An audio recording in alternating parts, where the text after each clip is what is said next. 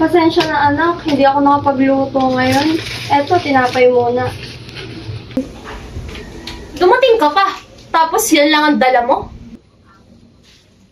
Ganito kami araw-araw, maingay, pero walang usapan, parang bahay lang, hindi tahanan.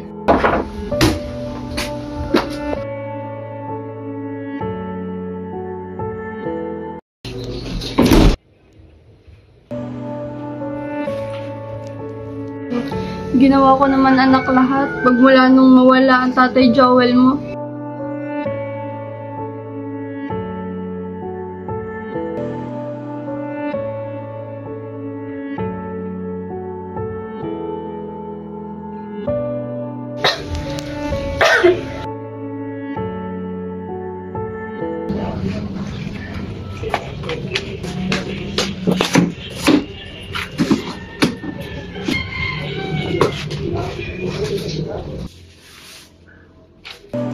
Anak, kung sakaling mapagod ka sa mundo, tandaan mong hindi ako sumuko sa'yo.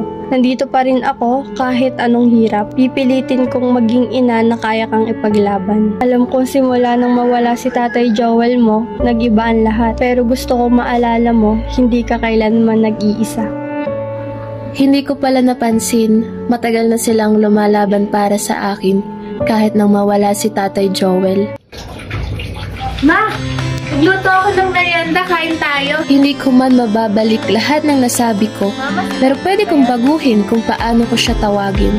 Hindi na si Mama na palaging pagod, kundi si Mama na tinuruan ako lumaban kahit wala na si Papa.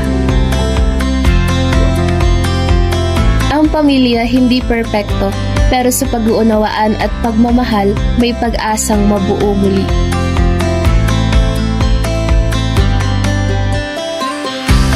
All of us are given the chance to begin again, to accept, to forgive, and to love one another.